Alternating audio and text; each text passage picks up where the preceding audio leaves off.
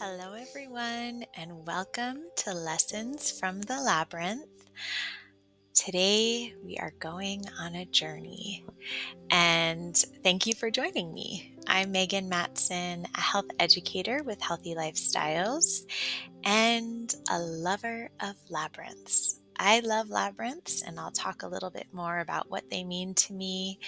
This is me here on the left in the picture in one of my favorite labyrinths in Ivins, Utah, down near St. George at a place called Kayenta Village. I believe it's the Desert Rose Labyrinth. It's a beautiful labyrinth. It's actually, we'll learn a little bit more about what different types of labyrinths there are, but it is an 11 circuit labyrinth. It takes quite a while to walk. So if you're ever in St. George, make sure to look that up. Why am I talking about labyrinths? So right now in June, July, and August for Healthy Lifestyles, we are focusing on connecting to your community. And one of my favorite ways of connecting with my own community, as well as when I travel, is through labyrinths. And I love finding them and exploring them. And I will share links later on and some ideas for ways to explore it in your community. So, as I mentioned, labyrinths are very personal to me, and I will share that story. But before I do that, when I say labyrinth, do you think of a movie? Maybe? Is that what comes to mind? Or do you think of the word maze associated with labyrinth? Labyrinths are not mazes. They are entirely different. Mazes are puzzles that you have to solve. There's many choices, many directions, paths you can take, where a labyrinth is one path. You go in and you come out the same way. You're walking the same path. You aren't trying to figure things out. There's no puzzle to solve, no navigation to figure out. You're just going one foot in front of the other. So, how did labyrinths come to be? Labyrinths have been around for thousands and thousands of years. The first one that was discovered is dated back as early as 3000 BC. It was found on a clay tablet in Greece. We also most of us might have heard the Greek myth about the labyrinth and having to slay the Minotaur, go to the middle of the labyrinth and slay the Minotaur. So it's represented in Greek mythology, and also many religions have adopted it over the many centuries. During the 12th century, labyrinths became very popular at churches as a symbol for pilgrimages. So instead of going out on a pilgrimage, people from that religion would walk the labyrinth to symbolize pilgrimage. There's many in cathedrals, on floors of cathedrals. One of the most famous ones is in France. It's called the Chartres, if you've heard of it. And I have one. I have it right here. Here is the labyrinth. You can see, it's hard to see actually, but it's one that you can trace with a little stylus, and it is an 11 circuit as well. So in all cases, the labyrinth shares that metaphor of a pilgrimage, of a journey, self-exploration, and we'll talk a little bit more about how you can walk a labyrinth and how that can symbolize that for you. And over the last couple centuries, labyrinths have become very popular. They're often found at hospitals. So IHC and Huntsman Cancer Institute both have them.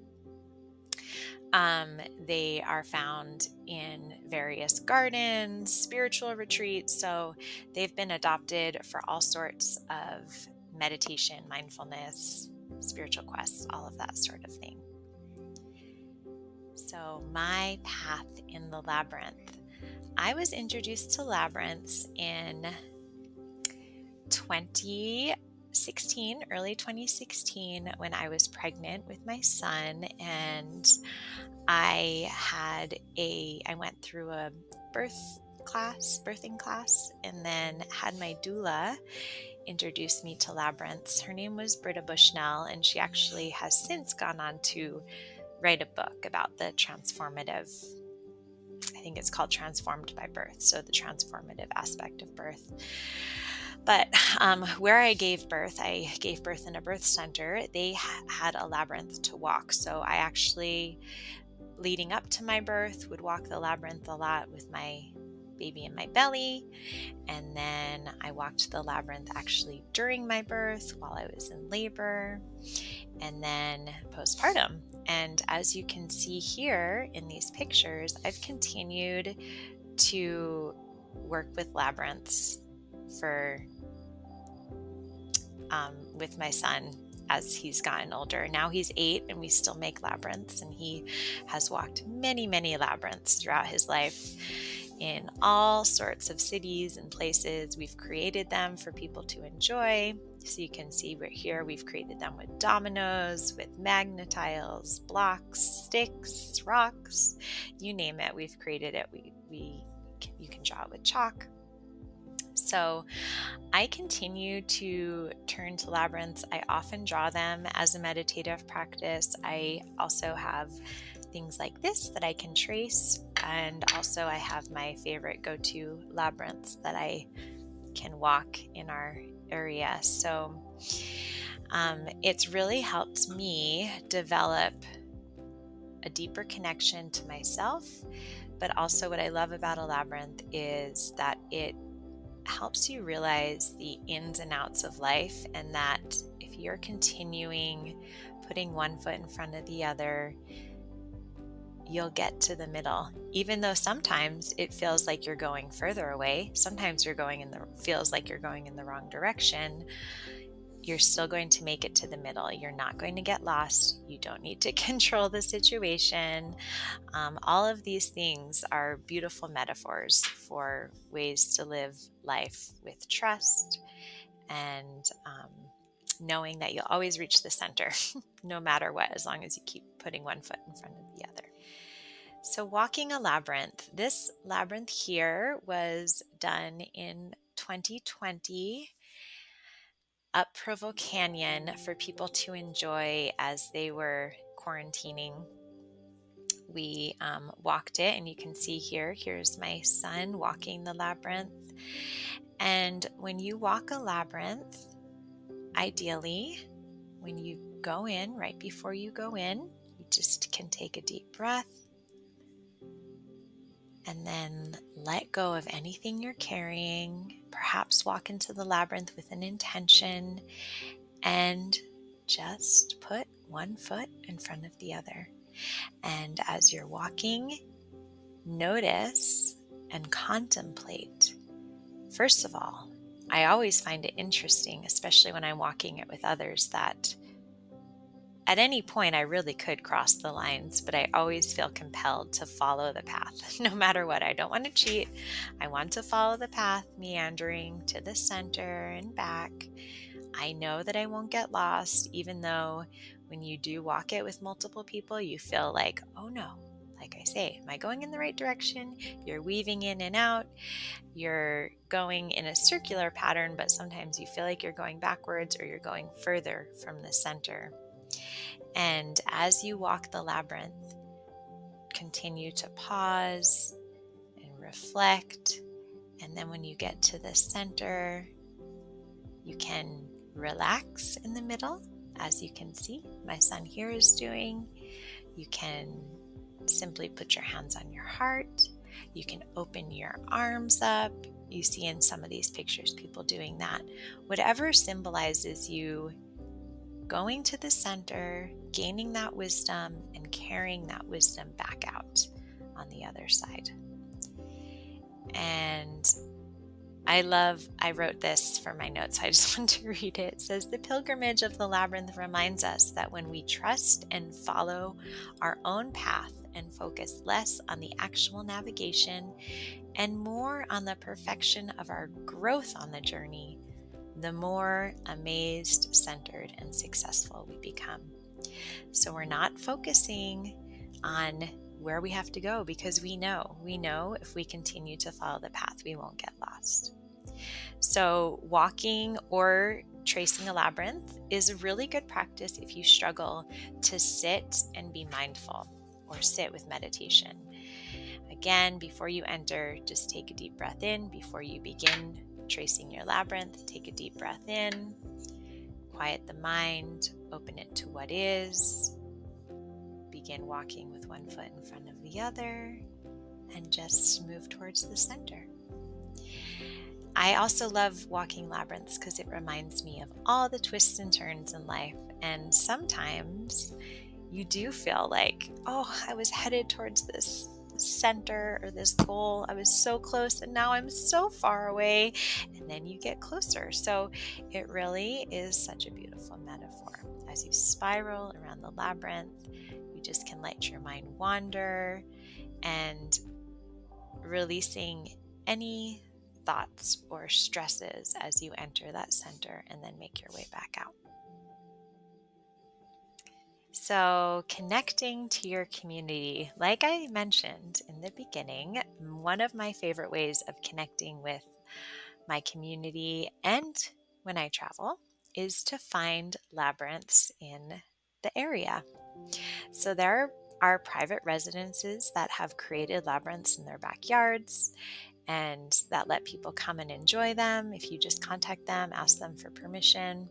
There's a couple of them in Salt Lake. There's also plenty of churches as well as the University of Utah. Like I said, some of the hospitals like Huntsman Cancer Institute, and I see they all have labyrinths that you can walk that are free and open to the public. So I will include a link that you can find a labyrinth in your area. And then also, I love when I travel finding labyrinths. So right here, this is my son walking a labyrinth in New Jersey. I believe, yes, this is in New Jersey. But we've walked labyrinths. Anytime we go anywhere, we find labyrinths and we walk them. So it's a great way to just see new places and meet new people too. You often meet new people when you're walking labyrinths and they're walking them as well. Okay, so now we're going to take the next bit of time to draw our own labyrinth. This is a picture from a class that I did where we drew our own labyrinths with pastels. And I love drawing with pastels and paints because it's a little bit more open to interpretation. But today I just encourage you to use a marker or a colored pencil or even a pen and draw your own labyrinth. If you have a blank piece of paper, that is ideal. But if you have a lined piece of paper, that's no problem. You can just use those lines and then draw this later another time on your own. And we're going to use this to trace with our finger. Now, I am going to have you do a 7-circuit labyrinth we'll draw, which is a little bit more complicated. There's one less complicated one to draw, but it's not as fun to trace because you don't actually go away from the center and then come back towards the center. So we are going to draw the 7-circuit. So grab your pen or your pencils, markers, grab your piece of paper, and let's draw. Okay, so like I said, we are going to draw a 7-circuit labyrinth. And so if you have your piece of paper, even if you have lined paper, we're going to turn it so the paper sideways, so it's wider than tall. And we're going to find the center of our paper and then find a spot that is 1/3 from the bottom and 2/3 from the top. So about right there. And you're going to draw right in that section a plus sign. And then in each corner, you're going to draw right angles.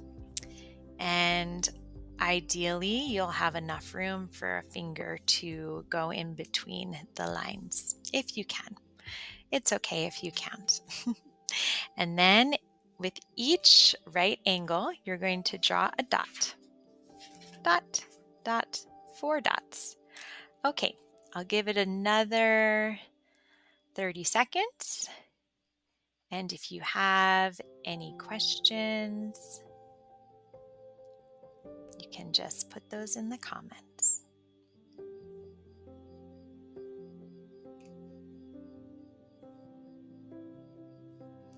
This is called our seed pattern. So once we have our seed pattern, this allows us to build from here. Okay, so seed pattern complete. Let's go to the next slide. These are the next few steps, and once you get the hang of it, it's a pattern. Okay, so first we are going to go from the top of our plus sign and make an upside down U all the way to the right on the top of the right angle. So connect those two. It will look like that. I don't think you can see that very well, but you can also look at the slide there. And then we are going to go one to the left to the top of the right angle on the left-hand side and make a bigger U all the way over to that dot on the right-hand side.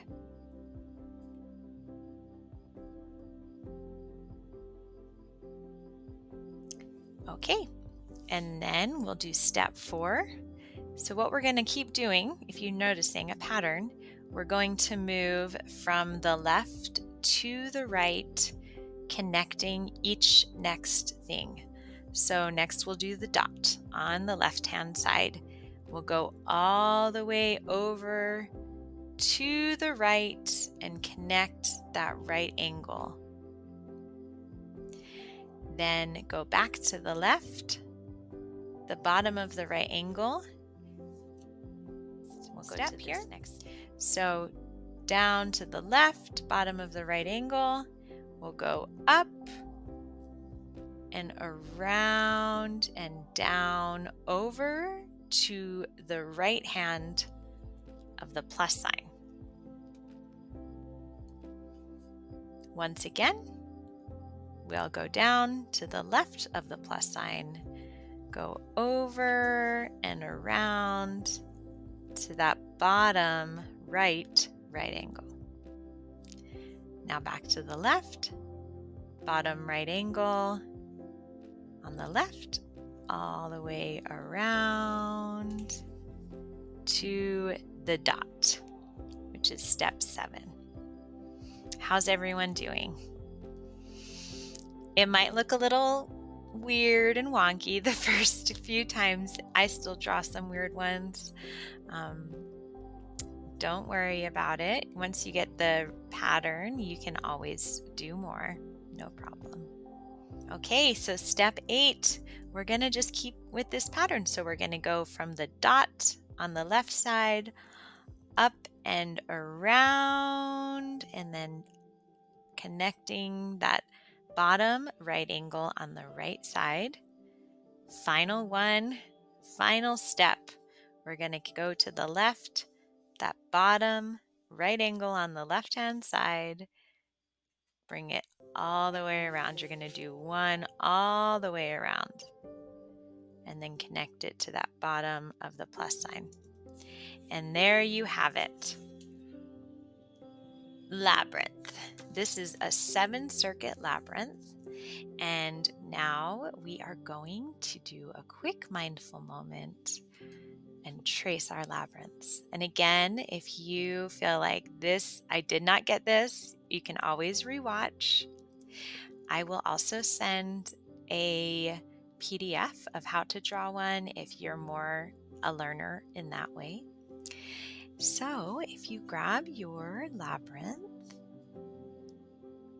we are going to trace it with our fingers. So we're just going to do a quick mindful moment just to show you how you can use your labyrinth while being mindful.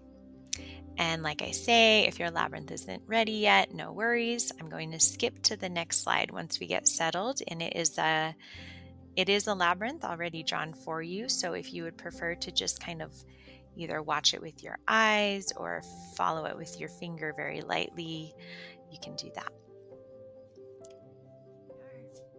Okay. So first, just find a comfortable position.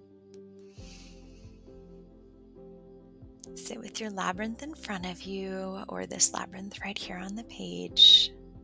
Take a few deep breaths. And just settle in.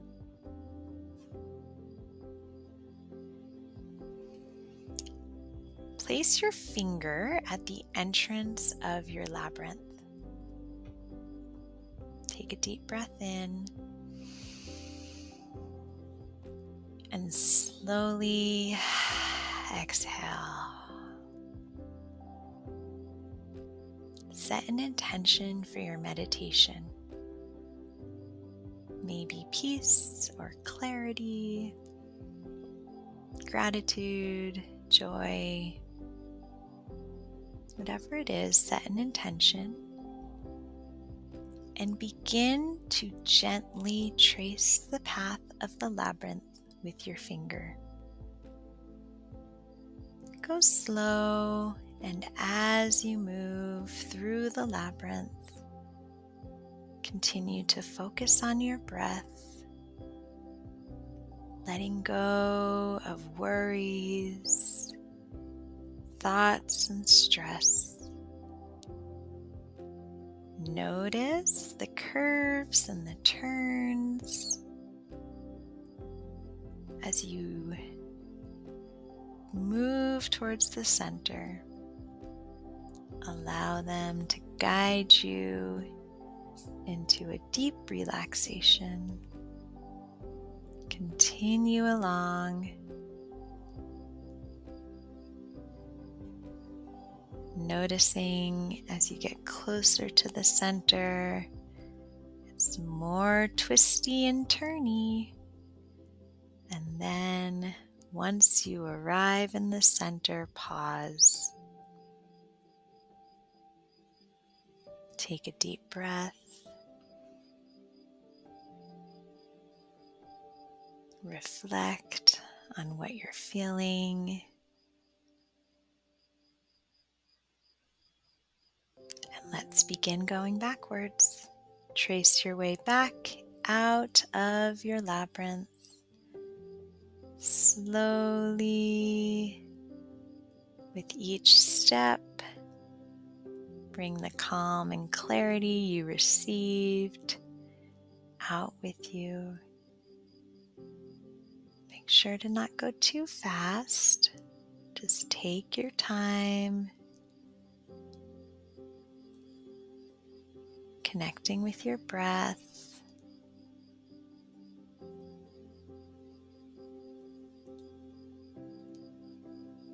Reminding yourself of your intention as you near the exit.